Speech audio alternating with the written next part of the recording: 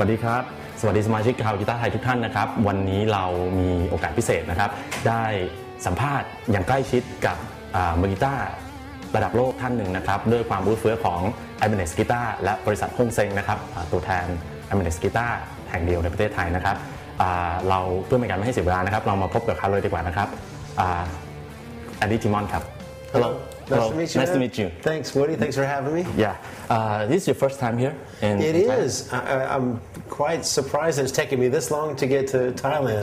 Because I've traveled to this part of Asia several times, but glad to finally be here. So. Yeah. How do you feel about it? Great. Well, I got in late last night after about 28 hours of traveling. Oh.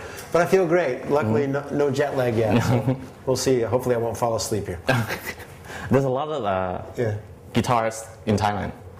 Actually, they love your music very much. I'm very honored by that. Yeah, especially the song called Electric Gypsy. Gypsy, sure, yes, sure. That's so cool. Oh, thank you. That was so cool.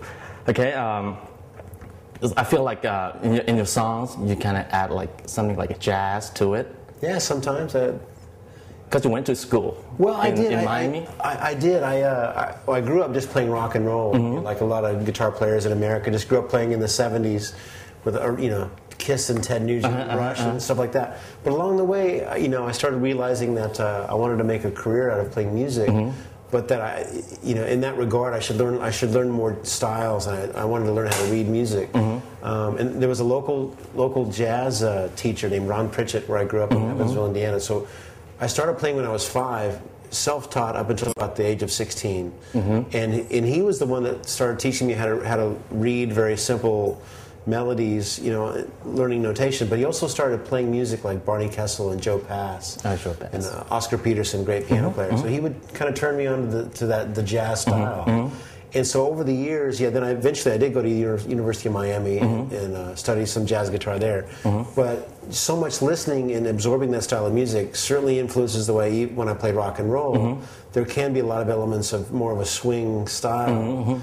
From that and that type of phrasing. So it's like adding color to it, to the song? I think so, absolutely. It's nice to have just a broader palette to paint from. So it's not just painting all in red. You've got nice blues and different shades of all the different colors.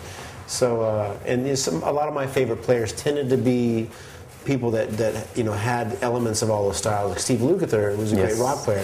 But he had a lot of influence coming also from jazz, which he got a bit from Larry Carlton, who was also another great fusion player like that, and also Mike Stern, of course. Mike Stern, yeah.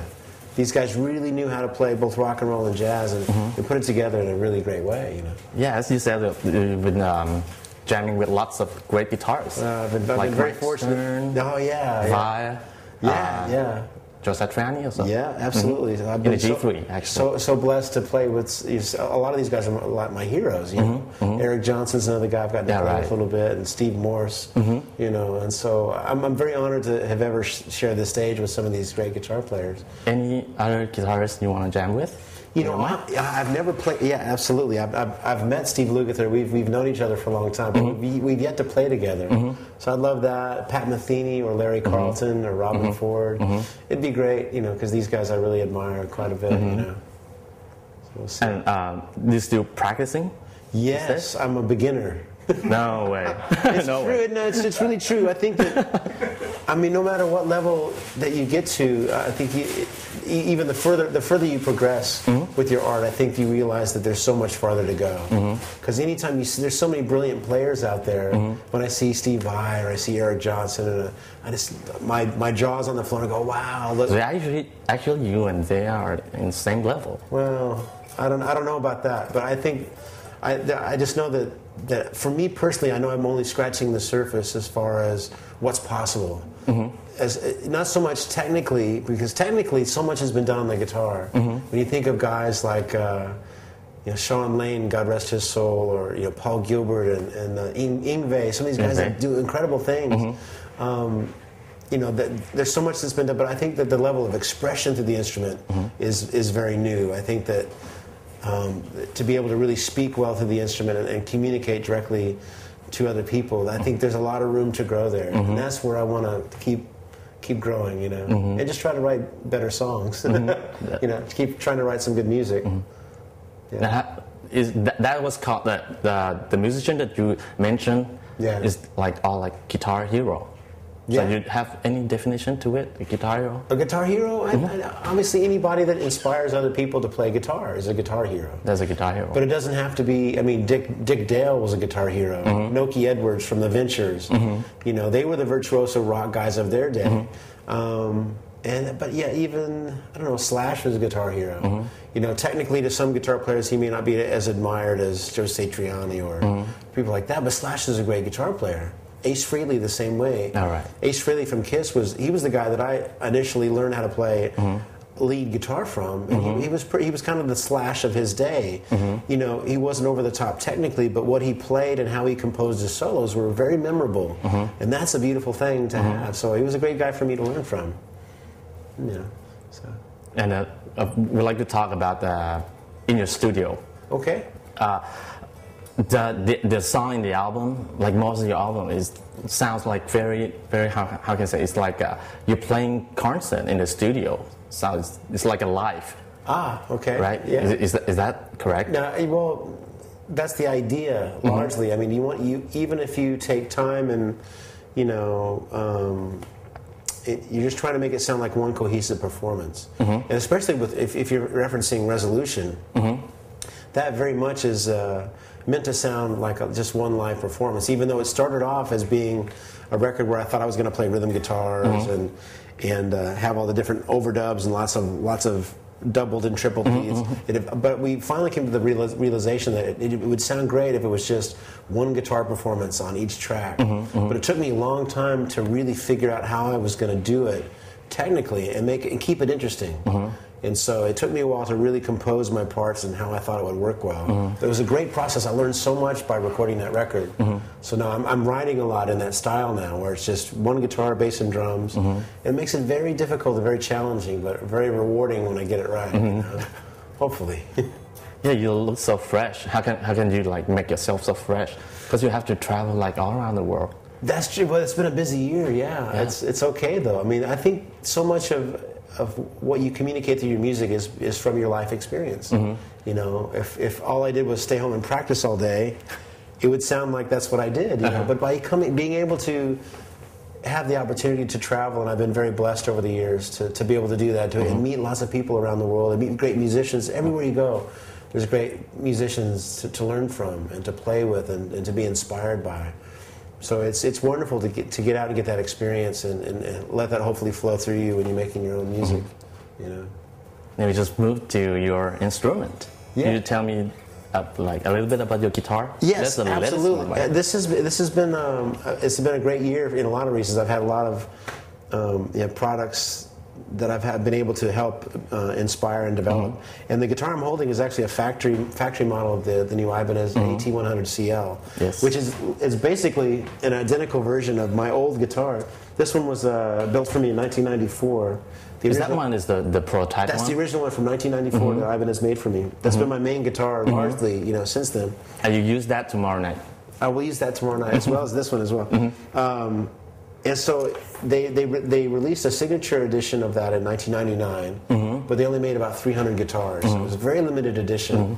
And so ever since then, it's been kind of a sought-after instrument. I get like emails all the time, where can I find this guitar? I was like, sorry, I can't give you mine. So Ibanez and I, actually a year ago May, when I played for their 100th anniversary, in Japan, they approached me and said, we're thinking of reissuing the AT100. I thought, this is good. This is a good thing. Because honestly, I have a pretty large guitar collection. I love classic instruments. I love Strats. I love Les Pauls, Rickenbacker, Gretsch. I love guitars. But if I had one guitar to only play, one guitar the rest of my life, it would be this guitar. It's because it's so versatile and because it's so personal to me because of the neck shape. The neck, right. It's just, it feels like an old friend. And so coming in today, this guitar belongs to the local music shop. But it's just perfect. It really, I'm so happy that Ibanez is making the guitar so great. And when they approached me also, about, okay, we want to re-release this guitar.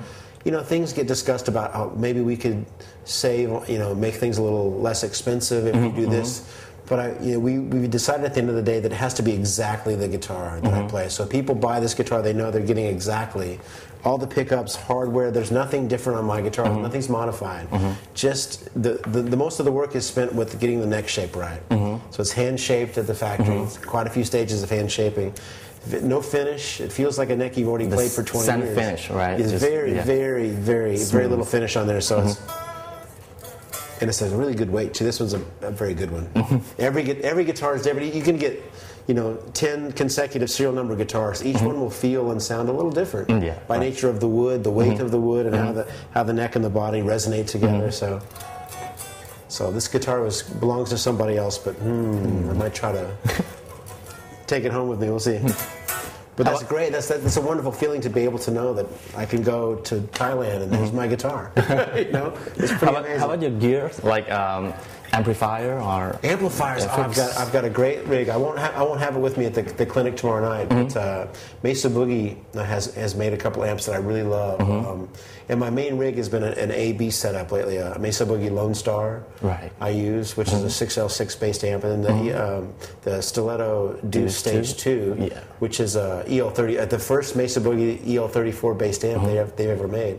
But it really replicates the sounds that I got on the Resolution CD, which were vintage Marshall. Had a 68 Plexi and a 79 JMP, the first master volume Marshall.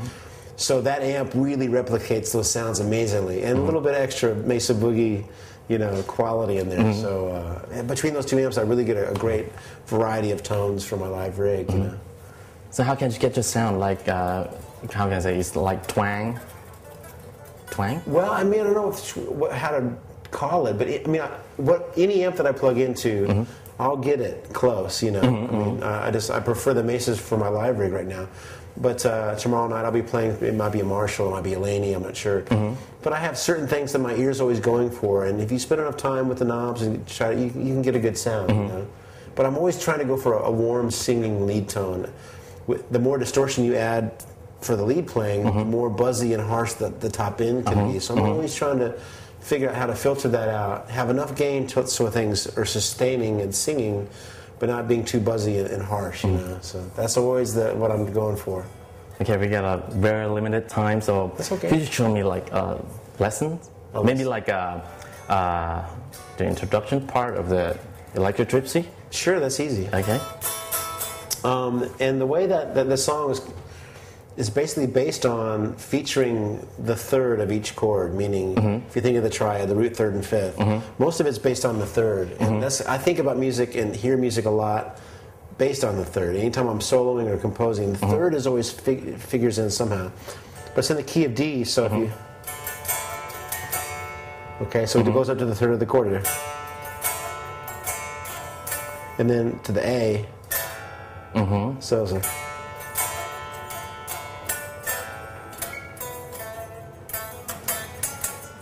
To B minor, there's the D.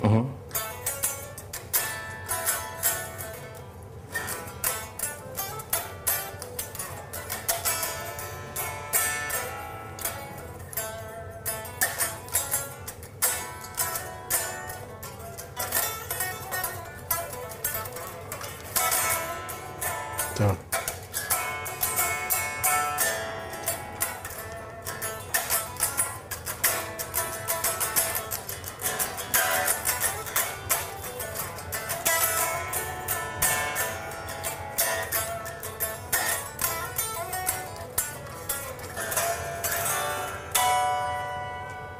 Something like that. All right. Yeah. Okay, the last one. Yeah. Can you say anything to your fans at GuitarThai.com? Okay. Please. Well, everybody at GuitarThai.com, thank you so much for checking out my music. I'm honored that you have done that, and I hope we get to keep communicating through our music, and I want to come back with my band, hopefully to Thailand sometime soon. So thank you so much, and keep playing. All right.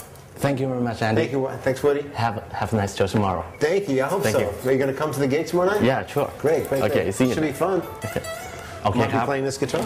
โอเคครับเราก็จบการสัมภาษณ์กับคุณแอนดี้ทิมอนนะครับมือกีตาร์ระดับโลกครั้งนี้เป็นครั้งที่พิเศษจริงๆนะครับเดี๋ยวรอชมครั้งต่อไปนะครับว่าเราจะสามารถสัมภาษณ์ใครให้ทางสมาชิกกีตาร์ไทยได้ชมกันนะครับขอบคุณมากครับสวัสดีครับ